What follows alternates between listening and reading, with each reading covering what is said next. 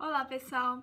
Bom, vistas as propriedades físicas que os fluidos devem ter, como velocidades, o campo de tensão, agora nós vamos ver alguns conceitos fundamentais. Por exemplo, o conceito de sistema e de volume de controle, quais são os tipos de análises que nós fazemos em termos de fluidos e os tipos e regimes de escoamento que a gente pode classificar os fluidos, o movimento dos fluidos. Então, vamos lá.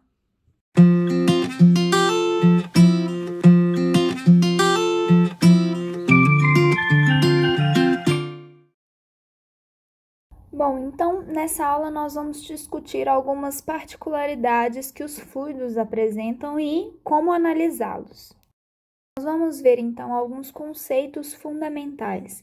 Nós vamos ver a diferença entre uma descrição lagrangiana versus uma descrição euleriana e observar qual dessas é mais adequada para o tratamento dos fluidos. Vamos também diferenciar sistema e de volume de controle e também fazer a nossa escolha com relação à análise dos fluidos, qual será o mais apropriado. Vamos ver a diferença entre equacionar na forma diferencial ou na forma integral.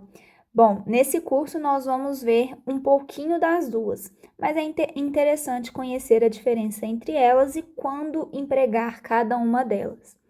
Vamos ver a definição de trajetória, linha de corrente e tubo de corrente, que são conceitos importantes que serão tratados ao longo do nosso curso, e os tipos de escoamento existentes, né? A classificação dos regimes de escoamento. Bom, em mecânica dos fluidos, nos interessa a determinação das propriedades do fluido em função da posição e do tempo, como nós vimos lá na última aula. Há, então, dois pontos de vista diferentes na análise desses problemas. Então, nós podemos analisar os problemas em termos de uma descrição euleriana ou em termos de uma descrição lagrangiana. Eu já adianto para vocês que no nosso curso de mecânica dos fluidos, nós vamos empregar a descrição euleriana, por ser mais adequada. Lá em mecânica dos sólidos, nós utilizávamos a descrição lagrangiana e vocês vão ver por quê.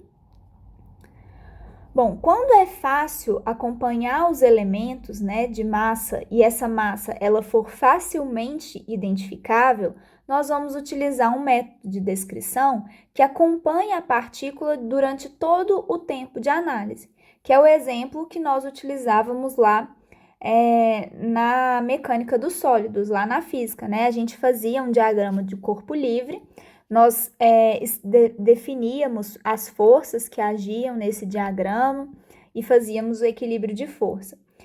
Esse tipo de análise é uma análise lagrangiana, em que é fácil identificar o elemento de massa, né? Então, nós temos bem definido aqui a massa desse elemento, e ele consegue ser separado do restante do ambiente que ele está inserido. Entretanto, acompanhar o movimento de cada partícula fluida separadamente seria um processo muito trabalhoso e muitas vezes impossível, porque a gente sabe que o fluido, né, ele tem diversas partículas ali, então não seria interessante descrever dessa forma. Para analisar o escoamento dos fluidos, então, é conveniente utilizar a descrição euleriana. Nesse método, o foco ele vai estar nas propriedades do escoamento em um determinado ponto do espaço como função do tempo.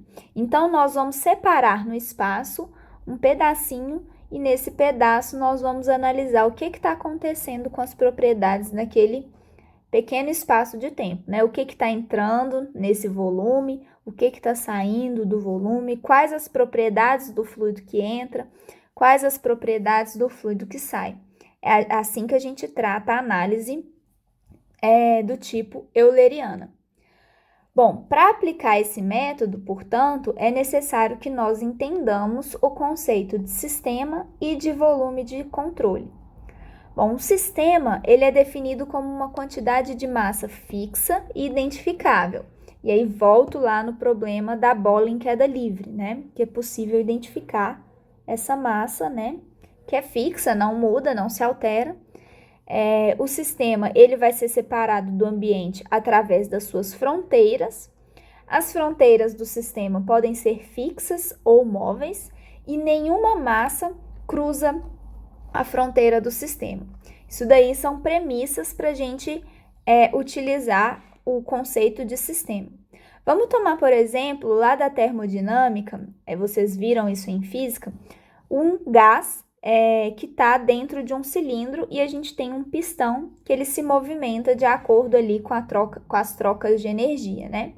Se o gás for aquecido, a gente vai considerar que o nosso sistema é o próprio gás. Então, tá aqui a nossa fronteira do sistema, tá? Então, vamos considerar que esse gás, ele é aquecido. Nesse caso, né, o pistão, ele vai levantar e a fronteira do sistema vai mover-se, né? Ela vai abrir. Nesse caso, calor e trabalho vão cruzar a fronteira, né? O gás está sendo aquecido, então as partículas do gás vão se agitar, né? E a fronteira ela vai se mover. No entanto, nenhuma massa sai daqui de dentro e nenhuma massa entra do lado de fora para dentro. Portanto, pela própria definição de sistema, nenhuma massa cruza a fronteira. Mas conforme nós vimos, a fronteira ela pode ser móvel, né? Que é o caso aqui do pistão se mover. Bom, nos cursos de mecânica, a gente empregou bastante o diagrama de corpo livre, né? Que usa o enfoque de sistema e por isso porque a gente lidava com um conjunto facilmente identificável, que era a bolinha aqui de massa pré-definida. Bom, na mecânica dos fluidos, a gente está interessado em escoamentos de fluidos através dos dispositivos. Então, nesse caso, a análise em termos de sistema já não seria legal para nós, já que não é possível que massas atravessem as fronteiras do sistema, né? Então, nesse caso, é mais conveniente nós focarmos a atenção sobre um volume no espaço através do qual o fluido escoa. Essa daí é a própria definição de volume de controle. Então, volume de controle é um volume arbitrário no espaço através do qual o fluido irá escoar. A fronteira geométrica do volume de controle, a gente pode simplificar, né? Volume de controle pelas iniciais VC, vai ser denominada superfície de controle. É a fronteira que delimita o volume de controle e o separa do resto do ambiente, do resto do meio. A superfície de controle, ela pode ser real ou imaginária. Ela pode estar em repouso ou pode estar em movimento. É sempre importante tomar cuidado quando formos selecionar o nosso volume de controle, porque essa escolha ela vai ter grande efeito na formulação matemática das leis básicas. E dependendo do volume de controle que nós escolhermos, o nosso problema pode ficar sem solução. Então, é importante ter uma inteligência na hora de definir o volume de controle. Então, aqui a gente tem um exemplo. Nós vamos definir o nosso volume de controle como sendo uma região no espaço, né? Delimitada pela superfície de controle, que é essa que eu estou traçando aqui. Já está traçada, mas eu estou passando por cima. Então, eu defini a minha superfície de controle, tudo isso que está dentro dela, que está restrito por ela, né? Vai ser o meu volume de controle, né? E como nós vimos, pode haver entrada de massa para dentro do meu volume de controle, tanto entrada como saída. A superfície de controle, ela pode ser real, então aqui, ó, a fronteira do próprio conduto, né, que nós temos aqui, a gente vai delimitar por uma superfície de controle. Então, tanto aqui quanto aqui, nós temos superfícies de controle reais. Porém, aqui na entrada, ó, é uma superfície de controle imaginária, porque não existe nada, nenhum sólido aqui, né? Aqui também nós temos outra superfície de controle imaginária e aqui também. que são superfícies de controle, trechos da superfície, né, em que há entrada e saída do fluido. Bom, e agora nós vamos diferenciar a formulação diferencial da formulação integral. Os problemas, eles podem ser tratados em termos dessas duas formulações. Elas simplesmente vão nos dizer de que forma nós vamos equacionar os nossos problemas. Até então, a gente estava discutindo de que forma trataríamos, né, entenderíamos o funcionamento do problema. A partir de agora, a gente vai entender como podemos equacionar esses problemas. Como eu já falei no início do nosso curso, as leis, a gente vai aplicar leis básicas, né? As leis da física, por exemplo, a primeira lei da termodinâmica, a lei de Newton, a lei da conservação da quantidade de movimento, todas essas leis serão trazidas para aplicação aqui em fluidos, né? Então, essas leis básicas, elas podem ser formuladas em termos de sistemas e de volumes de controle, que podem ser tanto infinitesimais, então pegar uma partezinha dentro de um objeto, né, todo, então analisar em termos dessa pequena parte, ou então analisar em termos do todo, né? No caso de um volume de controle infinitesimal, que nós temos aqui, né, que é esse o caso aqui, as equações resultantes serão equações do tipo diferenciais. A solução dessas equações vai nos fornecer uma maneira de determinar um comportamento mais detalhado do escoamento. Então, nós empregamos a formulação diferencial quando nós procuramos informações específicas e detalhadas a respeito do nosso escoamento. Por isso aí a gente adota, né, uma análise em termos de um volume de controle infinitesimal. Frequentemente, nós não requeremos um conhecimento tão detalhado, né, do escoamento. Muitas vezes, nós estamos interessados no comportamento de um dispositivo como um todo. Nesse caso, é mais usual empregar a formulação integral para essas leis básicas, né? A formulação integral, ela é uma formulação mais simples do que a formulação diferencial. Por isso, nós vamos ver primeiro a formulação integral e depois nós vamos fazer uma abordagem em termos de formulação diferencial, tá bom? A diferença entre elas foi vista aí. Vamos considerar agora um fluido em escoamento e nós vamos pegar desse fluido um ponto P em uma dada posição do espaço. Essa posição, ela pode ser definida em termos das coordenadas x, y e z, em relação a um referencial triortogonal, né? Então, aqui a gente tem o nosso referencial, eixo y, eixo x e eixo z aqui na nossa vertical. Eu vou definir, então, um ponto P, pegar um ponto no espaço. Esse ponto P, ele pode ser definido em termos das suas coordenadas x, y e coordenada z. Concordam comigo? Bom, o ponto P, ele descreve uma trajetória, né, ao longo aí dessas coordenadas. Então, L aqui vai ser a trajetória descrita pelo nosso ponto P. Quando o ponto P se movimenta, a sua posição vai variar com o tempo, de forma que pelo menos uma das coordenadas desse ponto vai mudar com o tempo. Então, como nós já vimos lá em propriedades físicas, as propriedades dos fluidos, elas são função das coordenadas x, y e z, como também são função do tempo. Então, agora nós vamos definir.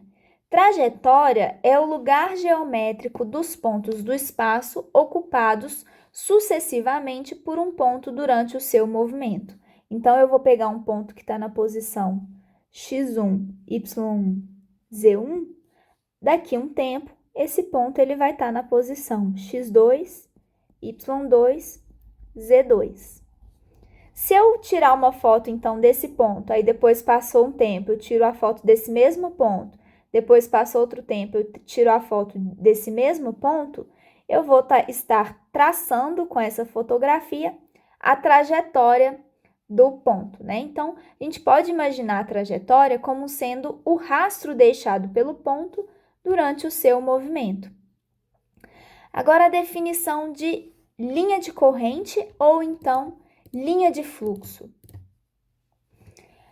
Linha de corrente é o lugar geométrico dos pontos do espaço tangente à direção do vetor velocidade no ponto. Então, vamos imaginar que eu tenha um ponto e ele tenha a velocidade aqui para essa direção.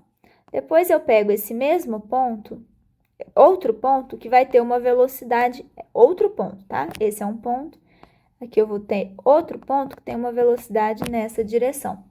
Se eu unir uma linha, né, que vai ser tangente aos vetores velocidades, eu vou ter a linha de corrente. É uma linha que é tangente ao vetor velocidade ao longo dos pontos aí, né? Duas linhas de corrente nunca se cruzam, então vamos imaginar que nós temos aqui também uma outra linha de corrente. Elas nunca irão se cruzar. Nos escoamentos permanentes, não há variação. A gente vai ver o que é um escoamento permanente, mas já adiantando, é um escoamento em que as propriedades do escoamento não variam com o tempo. Nos escoamentos permanentes, não há variação da direção dos vetores velocidade, portanto, as linhas de corrente serão fixas. Já nos escoamentos permanentes, não permanentes, as linhas de corrente vão variar com o tempo numa dada região do espaço. Então, essas linhas de corrente no escoamento permanente, elas são fixas e no escoamento não permanente, elas serão variadas.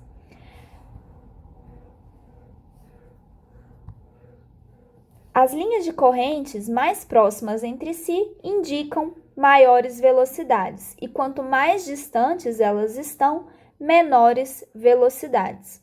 Então, aqui a gente tem uma região de maior velocidade, e aqui, como as linhas estão mais distantes, nós temos uma região de menor velocidade. Então, V1 é maior do que V2. Como as linhas de corrente são tangentes ao vetor velocidade em cada ponto do campo de escoamento, não haverá fluxo de matéria através delas. Aqui nesse videozinho a gente observa as linhas de corrente, ó. A gente tem a trajetória, né, de vários pontos ao longo aí do escoamento. Elas são tangentes ao vetor velocidade.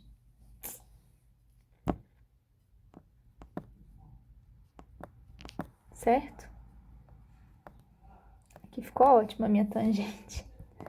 Mas é isso.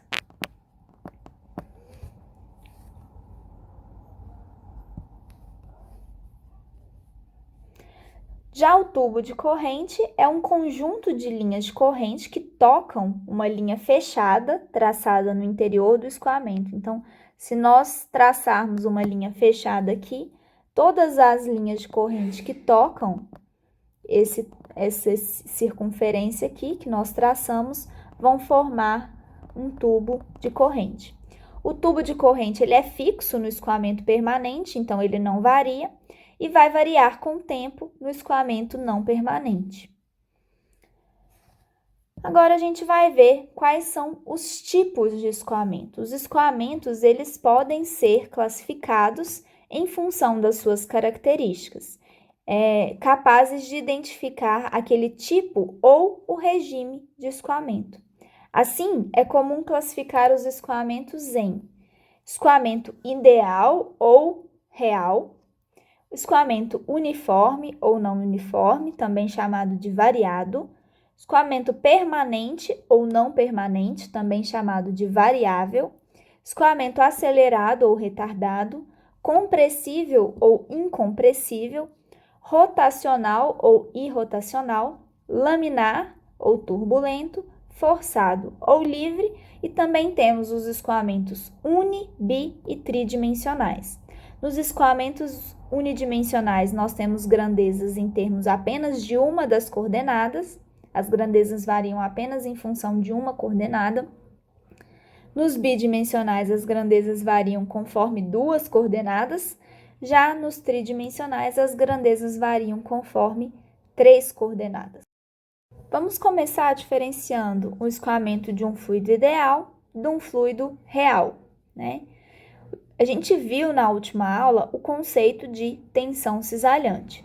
A tensão cisalhante no escoamento do fluido ideal, ela é muito pequena, ou seja, desprezível. Nesse caso, não haverá atrito e a perda de energia ao longo do escoamento é desprezível. Em alguns casos, nós consideramos a hipótese de que o escoamento é um escoamento de fluido ideal. Isso para poder simplificar as equações do problema real. Então, algumas vezes nós vamos tratar o problema como a tensão cisalhante desprezível, embora seja um escoamento de um fluido real, que tenha tensão cisalhante, né? Mas isso vai ser adotado para simplificar as equações. E aí serão adotadas as hipóteses sem ter muito prejuízo na resolução do problema, né? Já o escoamento viscoso ou um escoamento de fluido real, nesse caso a tensão cisalhante ela não pode ser considerada desprezível. O seu efeito ele tem influência, né? Então vai haver influência da viscosidade real, ou seja, a viscosidade é diferente de zero, de maneira que o atrito e a perda de energia ao longo do escoamento existem e precisam ser considerados.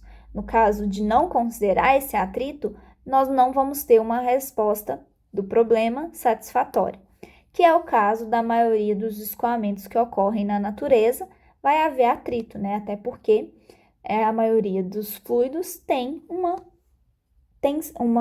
viscosidade diferente de zero. Bom, agora diferenciar o escoamento uniforme do escoamento não uniforme. No escoamento uniforme, o vetor velocidade do escoamento, que nós vimos na última aula, é o mesmo em todos os pontos, em módulo, direção e sentido, em um dado instante. Então, se eu for olhar para esse mesmo instante, se eu olhar todos os vetores velocidade, todos eles têm a mesma direção, o mesmo módulo e o mesmo sentido. É o caso dos escoamentos em condutos retilíneos de diâmetro constante.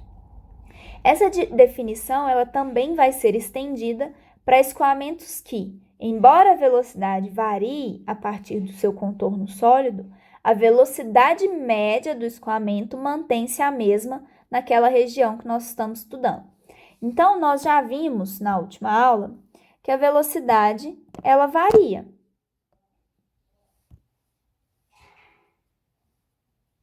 Nós já vimos isso. Nós vimos que a velocidade varia dessa forma aqui, ó. Né? Aqui eu tenho velocidade zero, aqui é y e aqui é a velocidade. Então, ela vai variando. Eu tenho velocidade zero, ela vai aumentando. No entanto, nós podemos considerar que se nós considerarmos que a velocidade média ela é constante, né? A média entre esse perfil de velocidades é constante, né? Nessa região estudada. Então, passou um tempo, eu tenho a mesma velocidade, o mesmo vetor de velocidade média. Então, nesse caso, eu também posso considerar o escoamento como sendo um escoamento uniforme. Já o escoamento não uniforme, o vetor velocidade ele varia de um ponto para outro em um mesmo instante. É o caso dos escoamentos em condutos em que o diâmetro varia ao longo do escoamento. Escoamento permanente, as grandezas físicas que descrevem não variam com o tempo numa dada região. Então, com o passar do tempo, eu não tenho mudança, por exemplo, da massa específica, eu não tenho mudança da velocidade, a velocidade é a mesma ao longo do tempo. A principal característica é que não vai haver aceleração local, visto que o vetor velocidade não varia com o tempo. Já no escoamento não permanente ou variável, as grandezas que caracterizam o escoamento variam com o tempo e uma dada posição do espaço. Nesse tipo de escoamento é necessário considerar a aceleração local. O escoamento acelerado, a velocidade aumenta no sentido do escoamento, de forma que vai aparecer uma aceleração positiva segundo a direção do escoamento. Isso acontece nas regiões em que a área da seção transversal do escoamento diminui. E aí, nesse caso, vai haver uma aceleração e a velocidade vai aumentar com a diminuição da área.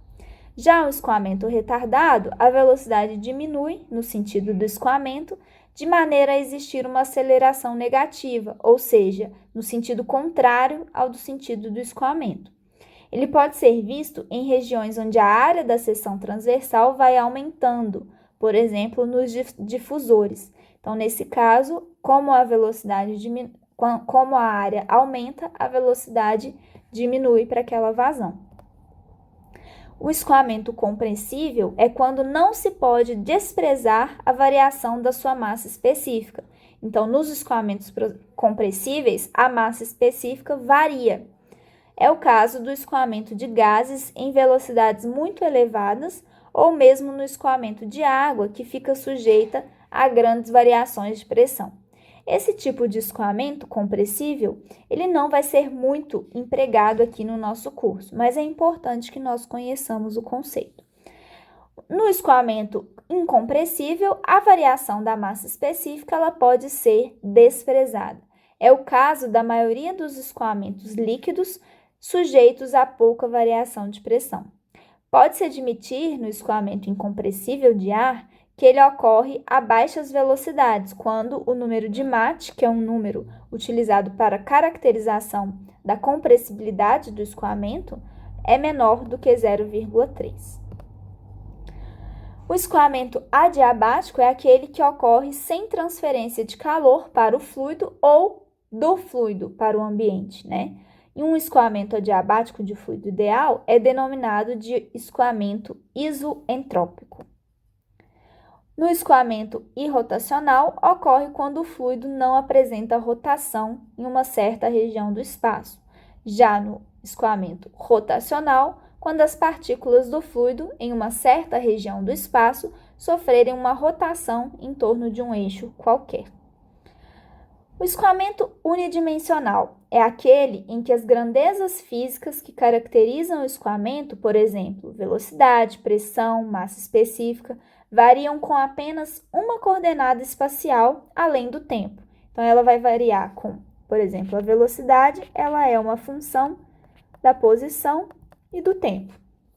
Esse é o caso do escoamento unidimensional, que é, em geral, a direção na qual o escoamento acontece. Então, se o escoamento está acontecendo nesse sentido, as propriedades elas variam conforme a posição x, né? Vamos imaginar que x é essa direção. As propriedades elas só variam com a direção do escoamento. A variação das grandezas ao longo da direção transversal, ao longo dessa direção, ela pode ser considerada desprezível no caso de um escoamento unidimensional. É o caso da maioria dos escoamentos que acontecem nos condutos, né, que são os escoamentos em tubulações. Já o escoamento bidimensional é aquele para o qual as grandezas físicas que o caracterizam variam ao longo de duas direções no espaço, ou seja, variam ao longo do plano XY. Então, vamos pegar de novo o escoamento em uma tubulação. Eu tenho x na direção do escoamento, y na direção transversal. As grandezas, elas variam, por exemplo, ao longo de y, então vamos pegar a velocidade aqui de novo, né? A velocidade, ela varia com y e varia de ponto para ponto aqui em x. Aqui eu tenho uma outra velocidade. É o caso dos escoamentos bidimensionais. Admite-se que todas as partículas escoam em planos paralelos, segundo trajetórias idênticas, em cada um desses planos, podendo ser desprezada a variação das grandezas que interferem no escoamento ao longo da outra direção, que é normal a este plano aqui que nós definimos como sendo o plano XY. Já no escoamento tridimensional, as grandezas que descrevem o escoamento variam segundo as três direções do espaço. É um caso mais geral de escoamento de fluido. As equações são muito mais complexas e requerem mais esforço para serem resolvidas. O escoamento forçado é aquele escoamento em que ocorre a ação de uma pressão diferente da pressão atmosférica. A principal força que governa o escoamento é decorrente da pressão. É o caso da maioria dos escoamentos que ocorrem no domínio da engenharia. É assunto principal da hidráulica dos condutos forçados.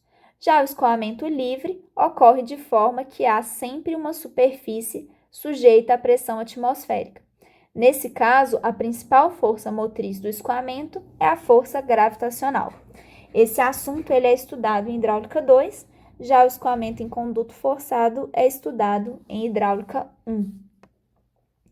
O escoamento laminar é um tipo de escoamento em que as partículas se movem em trajetórias bem definidas, constituindo lâminas bem individualizadas no meio do fluido, aproximadamente paralelas.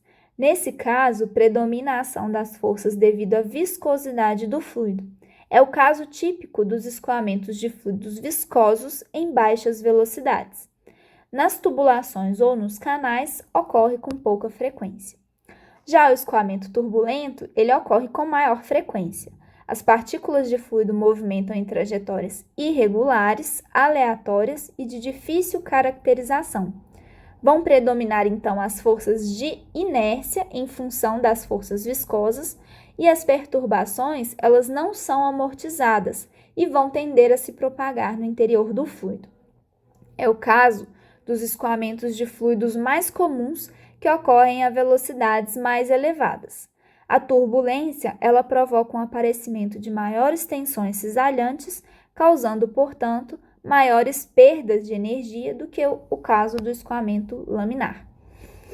Bom, numa tentativa de definir os limites até onde os escoamentos são laminares e a partir de qual ponto os escoamentos tornam-se turbulentos, Reynolds realizou uma série de experimentos que se tornaram clássicos.